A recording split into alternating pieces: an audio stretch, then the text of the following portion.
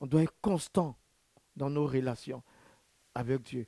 Mais il y a toute cette question-là, il y a le questionnement. Comment a-t-il fait pour bien faire la même chose tout le long de sa vie?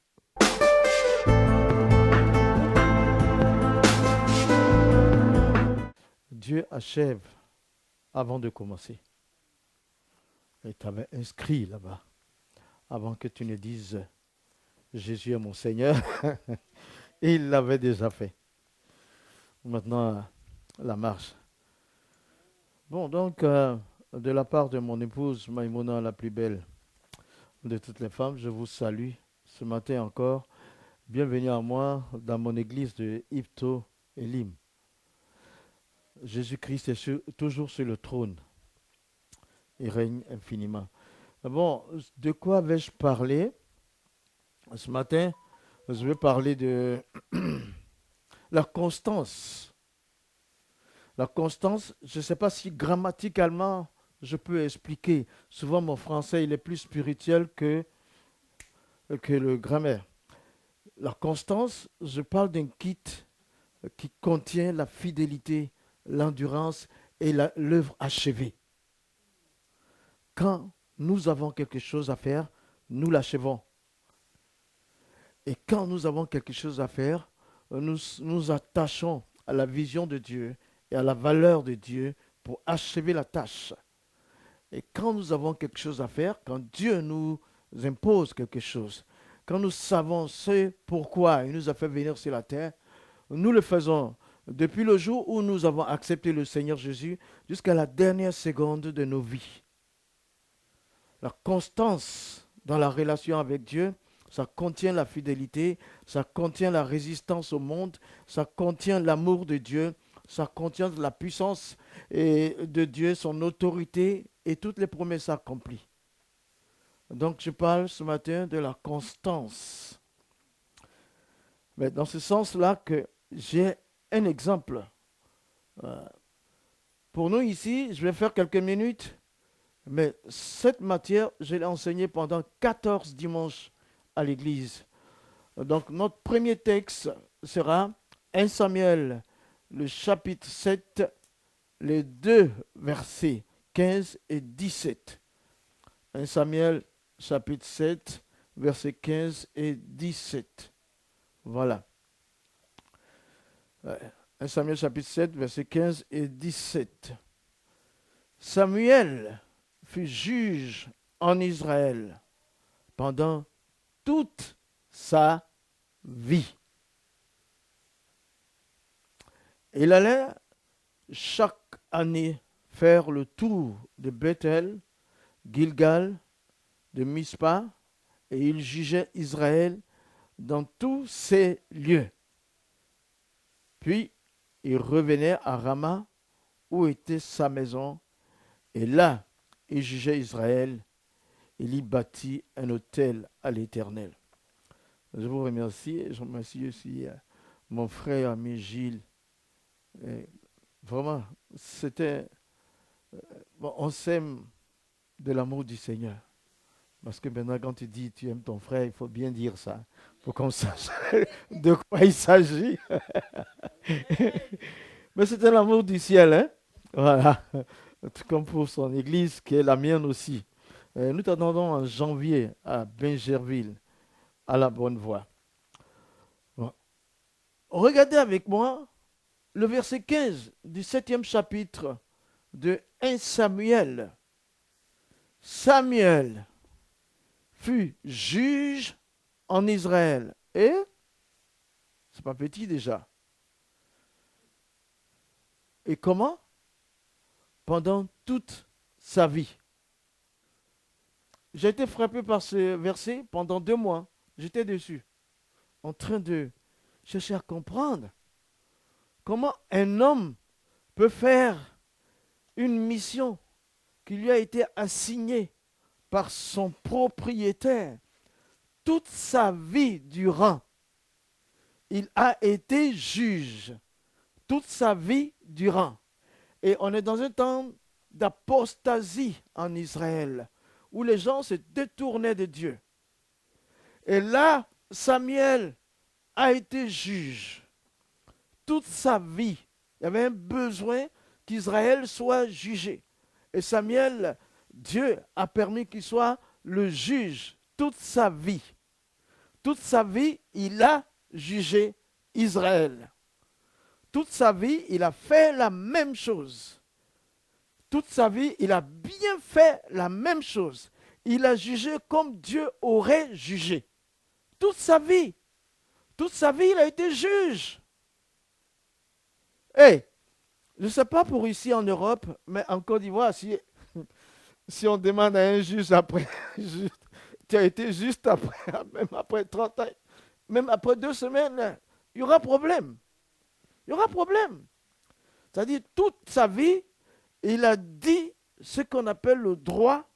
Il a droit, permettez mon français, il a dit ça de façon très droite. Il a dit ça comme Dieu l'aurait fait, sans tenir compte de personne en face de lui, sans tenir compte des émotions de ces personnes-là, mais il a jugé justement, mais pas seulement pour 10 ans, mais il a fait toute sa vie. Si vous savez même que même quand Samuel était mort, on avait encore besoin de lui. Vous avez vu ça, non, avec Saül? Ouais. Même quand il était mort, on avait besoin de lui. Ah, je crois que toi et moi, nous devons faire ça.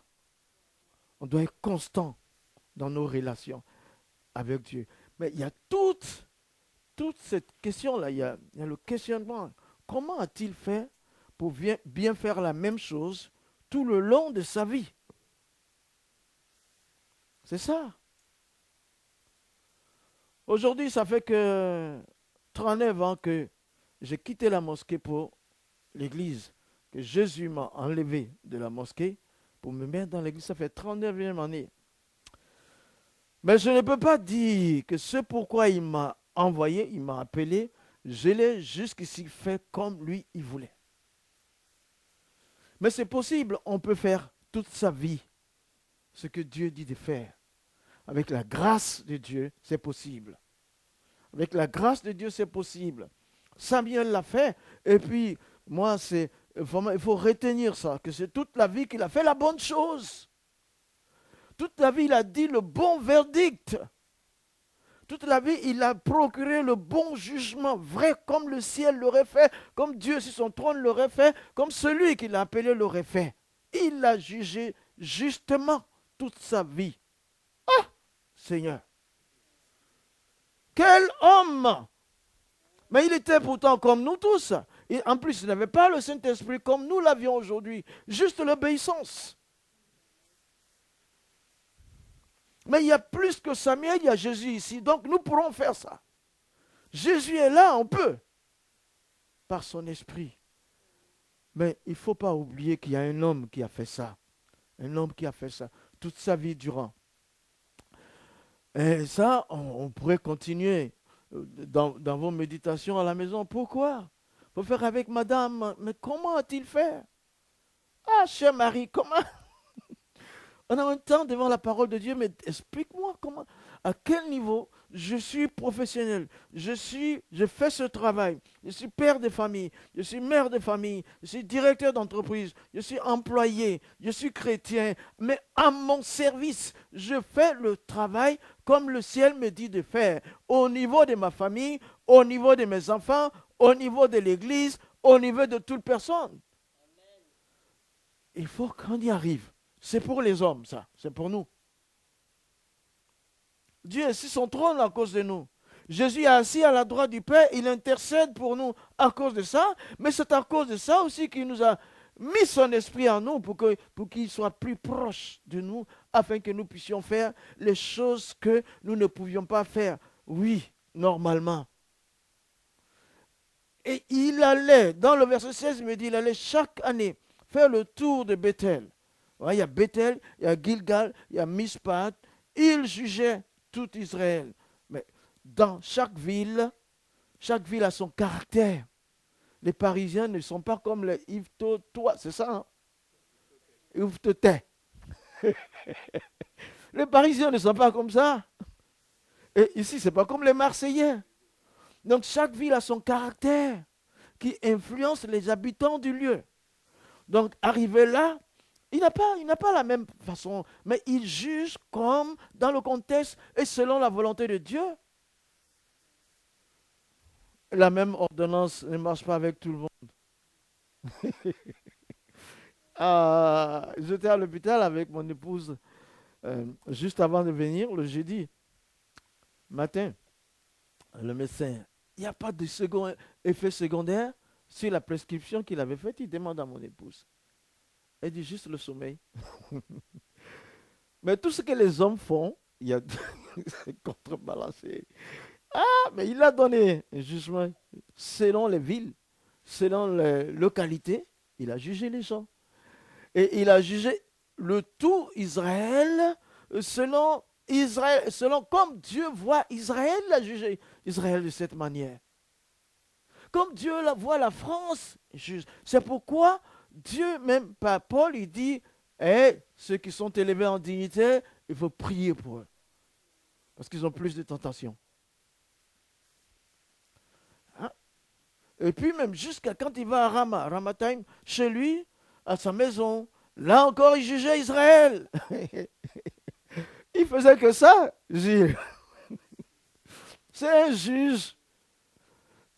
Il avait un caractère de Jésus en lui.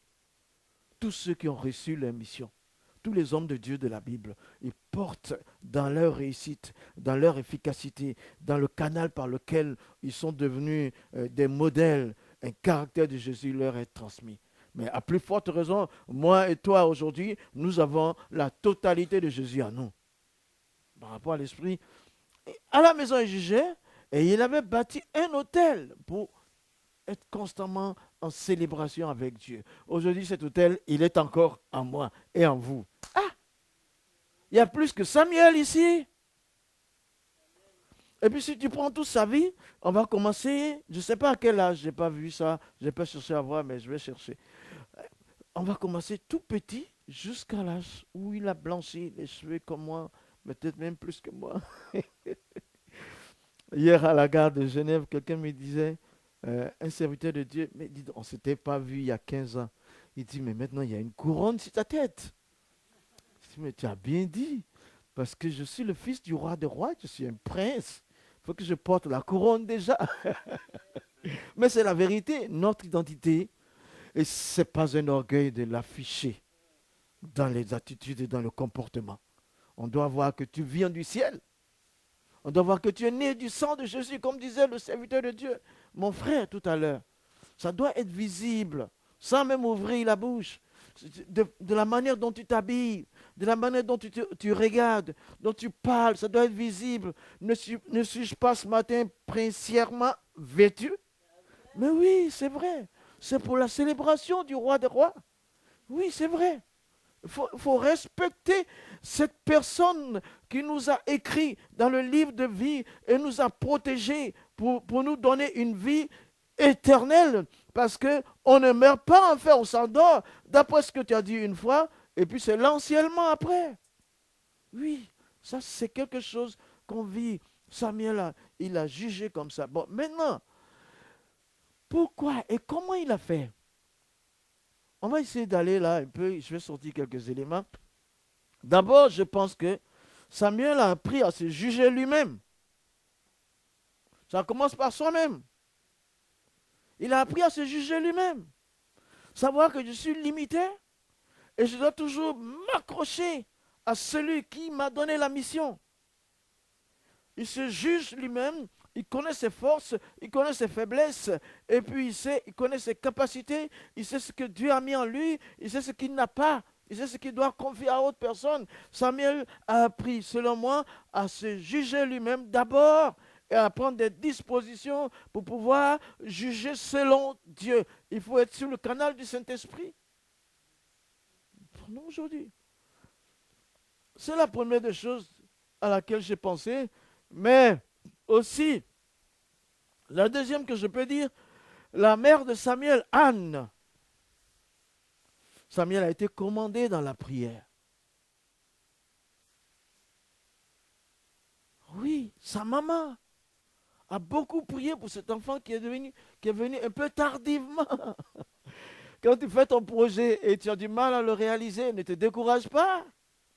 Ça peut être tardif, mais ça peut venir pour aller, pour racheter le temps. C'est la Bible qui nous dit dans Éphésiens 5, 16, il dit racheter le temps quand les jours sont mauvais. On ne peut pas rattraper le temps, mais on peut le racheter. De la manière dont Jésus a racheté nos vies, on peut racheter le temps ici. Il peut le faire pour nous, pourvu que nous soyons dans sa vision. Donc sa maman était un élément très, très crucial. Regarde l'amertume de son foyer, les moqueries de son foyer, les difficultés de son foyer ne l'ont pas détournée de Dieu. Elle a été constante avec Dieu. Elle était fidèle avec Dieu. Alors, elle n'a jamais dit à sa rivale, fous-moi le camp là-bas. Elkanah, mais qu'est-ce qui t'a pris? Dis-lui de se taire. Non, la Bible ne nous a pas dit ça. Pendant qu'elle était là risée, elle regardait à son Créateur qu'il avait mis dans ce foyer. Et elle allait à Silo. Il y avait la présence de Dieu. Elle allait à Silo, là où le sanctuaire se trouvait, là où le tabernacle se trouvait, là où l'arche se trouvait. Elle allait à Silo pour présenter cet enfant à Dieu. Comme Dieu achève avant de commencer, la manière dont elle parlait de cet enfant qui n'était pas encore là, la demande, c'était plus qu'une demande, c'était un engagement, c'est comme elle voyait la chose, c'est comme elle le voyait, elle le sentait, c'est pourquoi elle a dit, je vais le prêter à Dieu, pas pour ma propre commission ici et là, c'est parce que Anne avait une vision au-delà de la normale. Saisissons ça déjà. Est-ce que c'est quelque chose qu'on ne peut pas faire? On peut tous le faire. Là, elle ne se confie pas, elle ne marche pas sur les circonstances et les événements, elle les écrase et elle avance. Mon Samuel doit venir. C'est pourquoi Élie n'a rien compris. Le sacrificateur qui était là, il n'a rien compris. Parce que tu ne peux pas rentrer entre quelqu'un et sa relation avec Dieu. Tu ne peux pas. Tu ne peux qu'être spectateur. Parce que chacun, on a la grâce générale qui nous sauve par Jésus-Christ et non pas par les œuvres. Mais chacun a sa grâce particulière. Il y en a qui ont une grâce. Il y a quelqu'un qui m'a dit ça avant de venir. C'était peut-être la 3e, 4e fois qu'on me disait ça. Il y en a qui ont une grâce pour avoir 25 000 personnes à la fois dans son église. Mais il y en a qui ont une grâce de dire les choses comme elles doivent être dites sans peur et sans rien. Celui qui a 25 000 spectateurs, membres d'église, il ne peut pas le dire. Mais celui qui a cette grâce de s'arrêter et dire comme Jean-Baptiste, race de vipère, il va mon Dieu, c'est une grâce. Alors les jeunes sont venus me trouver, ils disent, ah, le Père, c'est en Afrique c'est bon, hein? Les cheveux blancs nous aident beaucoup. Dis le Père, si tu dis comme ça, au vu et au su de tout le monde, sur les médias, tu dis ces choses-là, sans Jésus, il n'y a pas la vie. Tu dis ces choses-là, que même l'islam n'amène pas au ciel, que c'est Jésus qui amène au ciel. Sans Jésus, si on te dit ça, et que tu as ta tête sur ton cou, et tu es en train de dire, c'est que nous pouvons le faire. Ben oui, c'est la grâce que Dieu m'a donnée. Alors, ces jeunes gens ont pris le relais. Oui, ils ont pris le relais. Maintenant, ils commencent à faire. Le Père. Ils sont venus même de diverses villes, divers horizons, vers moi, Gilles. Pas en même temps. Ils viennent dire, mais quand je t'ai entendu pour la première fois sur cette cassette, j'étais encore au CM2. Maintenant, je suis ingénieur informaticien, je suis marié, j'ai 4 enfants et tout. J'ai 40 ans. Et l'autre, ainsi de suite. Alors, on vient vers toi parce que tu as une grâce spéciale dans ce domaine-là. On n'imagine pas Moussa sans la pensée de distribuer, de transmettre l'amour de Dieu dans le cœur des musulmans. Donc nous venons vers toi, fais quelque chose pour qu'on aille dans le même sens. C'était mon rêve depuis 25 ans, je priais pour ça. L'enfant est arrivé. Voilà. Et donc, je les ai réunis ensemble. Ouais. Il y avait déjà un peu de temps 150 et quelques ex-musulmans qui sont venus. J'ai dit, bon, notre force, c'est notre témoignage. Donc, tout de suite, là, on va faire chacun 20 minutes, 20 minutes, 20 minutes, rendre son témoignage. Et le vendredi et samedi dernier, il y a 23 personnes sortant de l'islam qui ont rendu leur témoignage en direct sur Facebook, TikTok et YouTube. 23 personnes, 20 minutes, l'un après l'autre. Et il y a quelqu'un qui a écouté, j'ai rencontré en France, il dit, j'avais l'impression que le ciel descendait. Est-ce que tu vois plus loin? Anne a prié pour voir ce Samuel-là. Ça l'a aidé. Le jour que je suis entré dans une église la première fois, il y avait un monsieur qui était assis là qui m'a dit, ça fait 20 ans que je prie pour toi. 20 ans, ce n'est pas pour que je me convertisse, mais seulement, mais c'était aussi pour mon ministère. Est-ce que vous voyez les mamans, les mères de famille? Vous avez été des mamans, vous serez des mamans. Vos enfants, vous allez avoir les petits-enfants. Dieu permettra que vous voyez vos arrière-petits-enfants parce que vous avez la vie éternelle. Allez-vous des pensées plus loin que ce qu'ils doivent devenir devant vos yeux? Donc, Anne, ses prières ont été quelque chose pour ce garçon-là, pour Samuel. Mais attention, Samuel, il n'était pas que juge. Quand je regarde 1 Samuel chapitre 3, les versets 10, le verset 20 à 21, 1 Samuel chapitre 3, 20 à 21, il n'était pas que juge. Tout Israël, depuis Dan à Beersheba, c'est-à-dire du sud au nord, du nord au sud d'Israël, a reconnu que Samuel était établi prophète de l'Éternel. Il était juge, ce n'est pas tout, c'est la fonction. Mais il était prophète, c'est le ministère, c'est l'appel spirituel. Tout Israël, quand tu fais un peu de recherche, de Dan à Beersheba, c'est le sud, du sud au nord. À partir de là, ça ramasse tout le reste. Tout Israël savait qu'il était prophète de l'Éternel. Mon pays, la Côte d'Ivoire, est un pays de prophètes. Il y a tellement de prophètes que il y en a trop. Mais si tu savais qu'il y a un grand risque que le prophète ne t'a pas dit la vérité, tu mérites d'être lapidé. Même. Moi, c'est bon, je suis un petit pasteur, ça m'arrange. Ça vaut mieux, hein? Donc, et ce verset 20, tout Israël, depuis Dan, reconnaissait que Dieu l'a établi par l'Éternel comme prophète.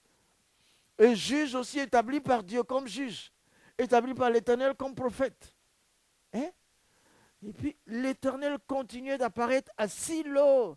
À Silo, là, se trouvait l'arche, le sanctuaire. C'est là que Anne venait pour prier, établi à Silo, car l'Éternel se révélait à Samuel dans Silo.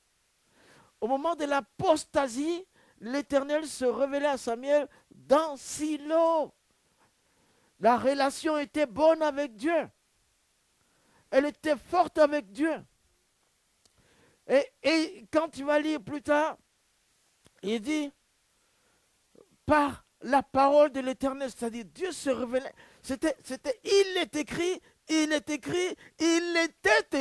c'est écrit déjà, c'est déjà écrit, c'est déjà écrit, c'est déjà écrit, c'est déjà écrit. Dieu lui parlait avec cette relation-là. Mais on connaît, donc monsieur, ça ne t'empêche pas d'être informaticien, d'être évangéliste. Ça ne t'empêche pas d'être mécanicien et d'être pasteur. Ça ne t'empêche pas d'être homme d'affaires et être, je ne sais pas, un docteur. Ça ne t'empêche pas d'être une enseignante et chanter la louange de Dieu, proclamer l'évangile. Ça ne t'empêche pas. Ça ne t'empêche pas de faire une fonction, de vivre une fonction. Et l'appel, le ministère confirme ta fonction. Parce que la fonction, l'entreprise peut fermer. Mais ce que Dieu a mis en toi, comme don et talent, personne ne peut venir te l'enlever. Même Satan, il ne peut pas enlever ça. Donc, c'est possible. Samuel, toute sa vie, était juge, était prophète, toute sa vie. Il était juge, toute sa vie. Il était prophète. Quand tu suis la ligne, jusqu'à ce que ça finisse, l'histoire de Samuel finisse, un moment, tu vois que la fonction de juge a arrêté un peu et la fonction de prophète a continué. La constance, la régularité, la fidélité, oui. Mais elle, c'était sa maman, et puis lui-même s'est vu. Mais attention, Monsieur Elkanah, qui était-il? Le père de Samuel aussi. Il a contribué à cette vie-là. Il était kéatite, donc il était de la famille de Lévite. Tu vois, ce n'est pas n'importe qui. C'est pour ça qu'il était attaché à la loi mosaïque. Il montait toujours à Silo. C'est parce qu'il a appris à Anne de monter à Silo. Tout le monde connaît Anne. On dit Elkanah. On ne plaît pas aux gens. Quand il dit, ne suis-je pas plus que 10 enfants pour toi, mais il faut qu'il dise quelque chose pour consoler sa femme. Mais sinon, c'est lui le patron. C'est lui qui montait à Silo. C'est lui qui s'est attaché. Sa pensée lévitique ne l'a pas, lui permettait d'être constant à Silo. Donc, quand c'est ça, il montait avec sa famille à Silo, avec Anne à Silo. Donc, lui aussi, ce n'était pas n'importe qui. Donc, voilà l'entourage. Le père est dans la parole, la mère est dans la parole, et Samuel est commandé physiquement, mais accepté par Dieu. Et puis voilà le contexte dans lequel il pouvait bien servir Dieu. Il y a une base. Il y a une base. Mon père était un imam. Il ne connaissait pas Jésus. Mais Dieu a permis qu'il prophétise. Il dit, mais tu seras imam comme ton grand-père. Tu seras imam comme ton père. Tu seras imam comme moi. Mais j'ai été imam. Je suis imam, mais de Jésus. Plus de Jésus. Voilà, c'est ça. Un jour, j'ai écouté un orateur qui prêchait très bien. Et il disait, ah, lui, il était invité à une convention avec d'autres hommes de Dieu. Et puis, il était à l'hôtel. Il voyait celui qui allait juste prêcher avant lui.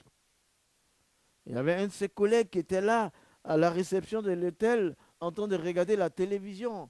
Oh, lui, celui qui racontait, le serviteur de Dieu qui racontait l'histoire, lui-même, il était dans sa maison en train de prier.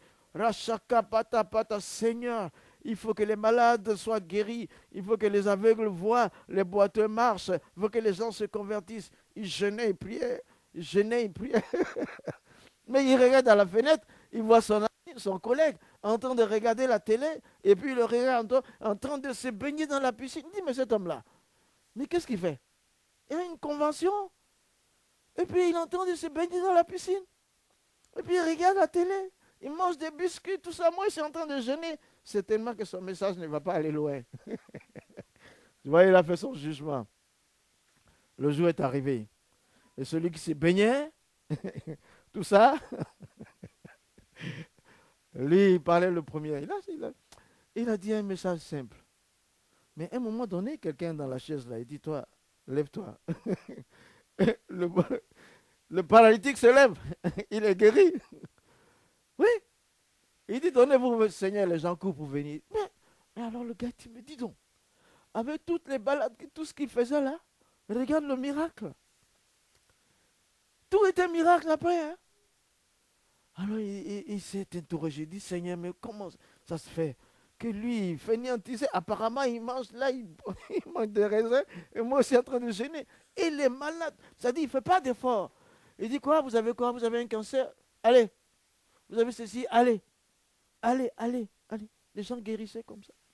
Il était assis, il dit, how? What happened? Et quand il est rentré dans sa chambre, Dieu lui a dit, celui-ci, son arrière-grand-père était mon serviteur. Et il a prié pour lui. Son grand-père était mon serviteur. Et il a prié pour lui.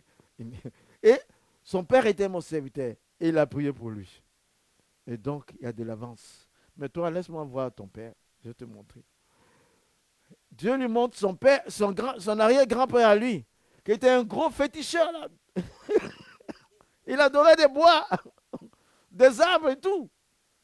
Il dit, mais tu vois, et c'est comme ça jusqu'à toi. Et donc, c'est plus facile pour lui. Toi, tu peux avoir le même résultat, mais en transpirant plus que lui, parce qu'il y a de l'avance. Et c'est ça, Samuel. Les deux parents étaient. Et donc, il y avait beaucoup de choses à dire. Oui, il y avait beaucoup de choses à dire sur Samuel, sur cet entourage-là. Et puis, regarde dans quel contexte il a grandi. Là, à Silo, dans le sanctuaire, l'arche de l'Éternel était là. Quand vous lisez, vous verrez que Samuel était toujours couché à côté de l'arche de l'Éternel et le sacrificateur avait sa chambre quelque part là-bas. Même physiquement, il y avait la différence. Mais là, Dieu lui parlait. Voilà les raisons encore qui ont permis. Dieu appelle Samuel. Samuel n'est pas enseigné. Il doit aller se lever, aller chercher, répondre là-bas, dire, Élie, tu m'as appelé? Élie dit non, jusqu'à ce qu'ils disent, s'il t'appelle encore, dis, me voici pour te servir, etc. Je n'ai pas les mots justes. Il faut dire que Samuel a aussi accepté de se faire enseigner. Il a accepté de se faire enseigner. Et pendant ce temps-là, les enfants d'Élie, au même endroit, polissaient le sanctuaire avec leurs relations avec les femmes. Mais Samuel est resté constant, petit, certainement. Sa mère lui disait des conseils, son père lui disait des conseils. Et le Seigneur a gardé l'enfant. Pendant que les deux enfants d'Élie faisaient n'importe quoi, lui, il n'était pas dedans. Il faisait son travail, il ouvrait les portes et tout ça, il faisait ce qu'il était à faire. Mais quand tu es loin des gens qui se comportent mal, il n'y a pas de problème. Mais quand tu es tout près d'eux, quand vous vous trouvez parmi les païens, mais le Dieu est le même. Tu vois, quand je venais dans le train hier, ma place était encore loin là-bas. Au fond, il fallait traîner ma valise, tout. Donc, à la porte, là, je me suis assis. Et la dame là qui contrôle, elle arrive, c'est une femme très joviale. Bonjour, monsieur. Bon. Ah, ça m'arrange, on communique en même temps. Bonjour, madame. C'est pour le contrôle? Non, attendez d'abord. Mais vous, après, elle va, elle dit, monsieur, votre place est le 81. C'est un bon siège. J'ai dit, mais il y a trop de... Il faut que je mange, je descende ma valise et tout ça. Bon, je préfère m'asseoir ici et de toute façon, même là-bas et ici, on arrivera ensemble. Donc, je préfère rester là. Elle regarde, elle dit, mais il y a un compartiment là. Il y a une dame qui est assise seule. Vous pouvez vous asseoir à côté, en face. Alors, je dis, madame, vous voulez? Je dis, mais bien sûr. On était assis là, ok.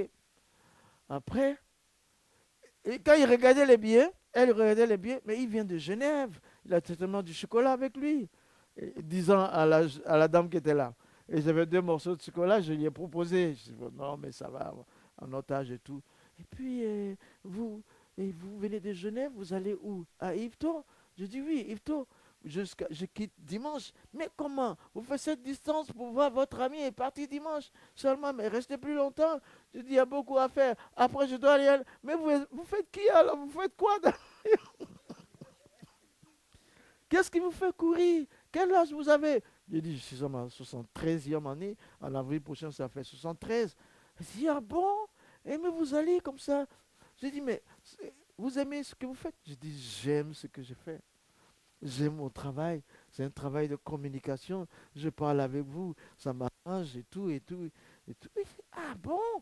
C'est vrai, mais elle, quand la contrôleuse, là, je ne sais pas si on peut dire ça en français, lui a demandé, mais madame, votre année de naissance, parce que moi aussi, elle a demandé, j'ai dit 53, 1953. Elle dit à la dame, 47, je ne sais pas. Il ne faut pas dire ça haut. Après, elle m'a avoué qu'elle avait 78 ans. Mais elle se portait très bien quand même. On a eu l'occasion de communiquer la bonne nouvelle un peu ensemble. Mais voilà comment ça s'est passé. Il y a un background. Les choses sont passées comme ça.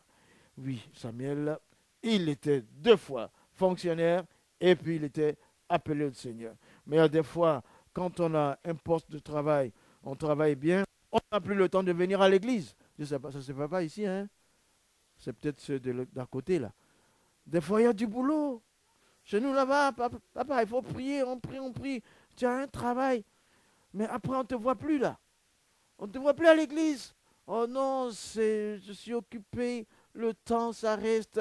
What do you call le temps? Ah, le temps fait quoi? Le temps t'a fait quoi? Qu'est-ce que le temps t'a fait? Samuel accomplissait tout, hein. Tranquille. Les 2 parents comme ça. Mais même si tes parents étaient des féticheurs, même si tes parents étaient des anti-dieux, le fait que tu aies accepté Jésus-Christ comme ton Seigneur et Sauveur, il va racheter le temps pour toi. Oui, il va le faire. Et c'est pour ça que nous pouvons faire ce que Samuel a fait. Nous le pouvons. Et la très bonne relation avec Samuel et Dieu, c'était l'essentiel, ça. Maintenant, il arrive un moment où les gens disent, les enfants de Samuel, il dit pour l'aider, il fait un peu, il lui donne Beersheba, vous pouvez juger à Beersheba, mais les enfants de Samuel n'arrivaient pas à le faire. Le peuple dit, nous voulons un autre Dieu, un Dieu comme les autres nations. Samuel était fâché. Nous voulons un Dieu humain comme les autres nations. Mais vous vous rendez compte? Un Dieu humain comme les autres nations. Israël avait un Dieu divin. Un roi. Nous voulons un roi comme les autres nations. Mais l'Éternel était leur roi, leur juge par Samuel. Il voulait, c'est ainsi. Aujourd'hui, c'est ce qui est en train de se faire. On a du mal à annoncer l'évangile partout. On est en train d'extraire Dieu de tout. Ce n'est pas seulement ici en Europe. Partout. On veut le faire. Mais maintenant, il y a certains pasteurs qui préparent leur message.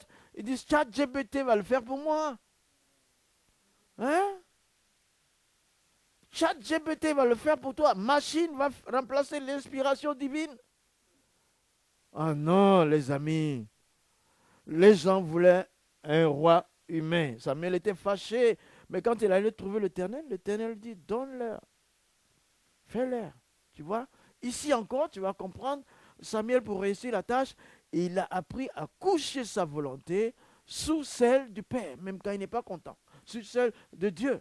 Il dit, bon, le Seigneur dit, écoute-leur. Il faut faire un roi humain pour eux. Il a fait, mais maintenant, un jour c'était chaud.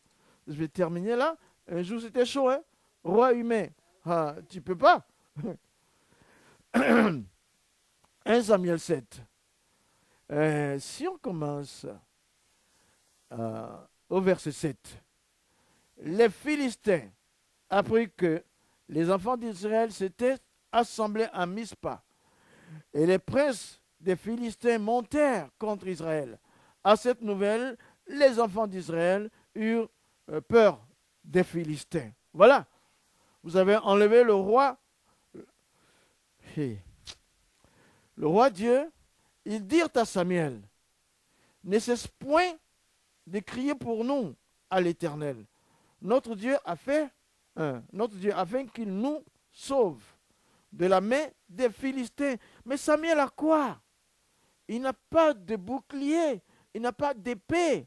Vous avez voulu un roi humain qui a des épées et qui a des boucliers, qui a même des canons. Et maintenant, vous avez peur avec le roi humain. Donc, ils s'en vont trouver Samuel. Samuel a quoi? C'est un prophète.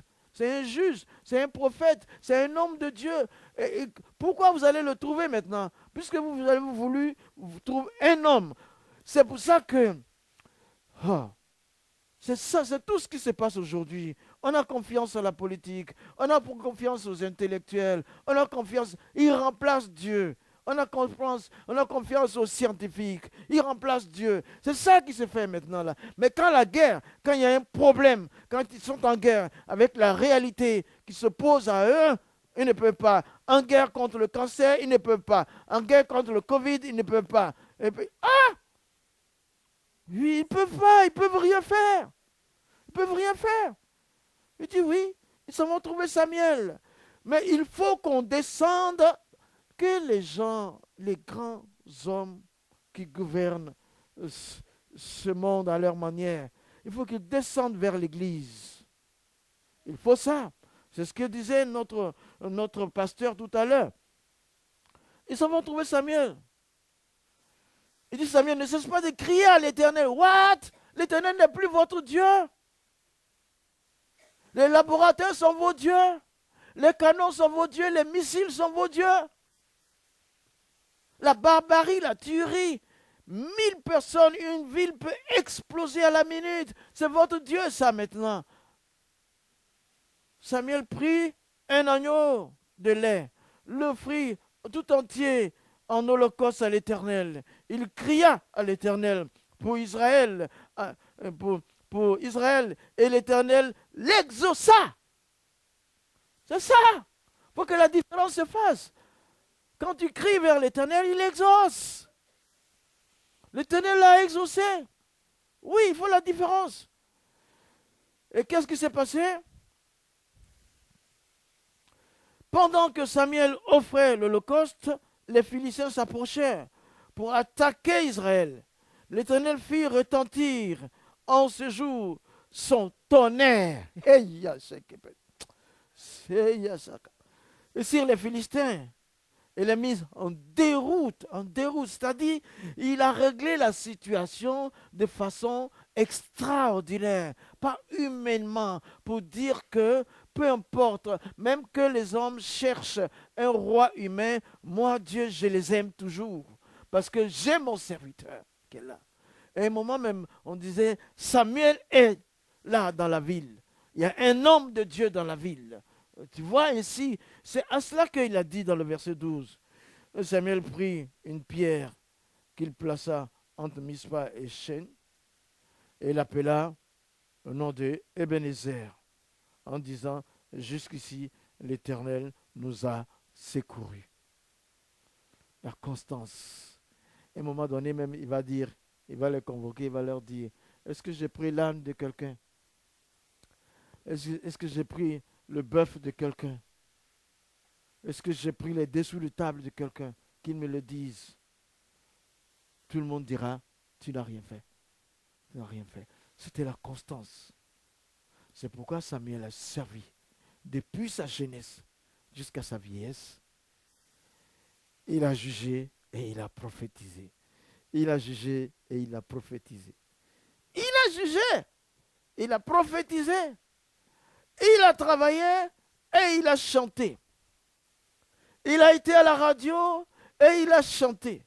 Il a été au chantier et il a évangélisé. Il a pris soin des enfants et elle a évangélisé. Oui, les deux sont possibles. Je suis ingénieur de son, ingénieur informaticien, ingénieur en bâtiment. Je dois savoir que ça vient de Dieu. Ça vient de Dieu. Et donc, je dois le servir constamment. Et à la fin de mes jours, mes arrière-petits-enfants et mes enfants n'auront pas honte. De ton père a été constant. Il a été fidèle. Et regarde, hein, j'étais à l'aéroport. Je partais à Montréal. À l'aéroport, tranquillement, je fais mon voyage. Avant que j'arrive à Montréal, ma fille, la plus petite des deux filles qui sont aux États-Unis, elle m'envoie un WhatsApp. Papa, c'est ma photo, elle m'a vu une vidéo de moi. Pendant que je suis dans l'aéroport, je marchais. Un de ses camarades de classe à Abidjan, qui passait à l'aéroport, m'a reconnu. Et il a fait une vidéo de moi et il a envoyé à ma fille. Voici ton père. Si j'étais en train de faire quelque chose de bizarre. Ton père dit, va en mission, voilà ce qu'il fait. Mais la constance. La constance. Quand je vais à Paris, je ne vois pas les Parisiens. Je vois mon appel. Quand je suis à Abidjan, je vois mon appel. Mais c'est ça, les amis. Et depuis que j'ai accepté le Seigneur, jusqu'ici, le Seigneur m'a secouru. C'est pourquoi nous partons maintenant pour la vidange des mosquées. On veut que les mosquées soient vidées parce que même le prophète a dit que lui, il ne sait pas ce qui adviendra de lui. Pourquoi ma sœur va suivre quelqu'un qui ne sait pas ce qui va lui advenir? Hein? C'est le chapitre 46, c'est le verset 9 du Coran. Il dit, je ne sais pas ce que l'on fera de moi et de vous. S'il le dit, cependant, Jésus lui dit, je suis le chemin, je suis la vérité, je suis la vie. Nul ne vient au Père que par moi. Il signe sa divinité là. Moi j'aurais dit dans mon français, qui ne serait pas faux, nul ne va au Père que par moi. Mais quand Jésus dit, nul ne vient au Père, c'est que le Père, il est là. Les amis, la constance, la constance. Depuis l'âge de 35 ans, je donne le même témoignage et Dieu m'a ouvert les nations et je le fais jusqu'ici à bientôt 73 ans. Le Seigneur, c'est la grâce de Dieu. Soyons constants et fidèles avec le Seigneur. Vous pouvez le faire parce qu'il y a ici plus que Jésus. Ne vous minimisez pas. C'est le temps qui est arrivé de faire ces choses. Que Dieu vous bénisse.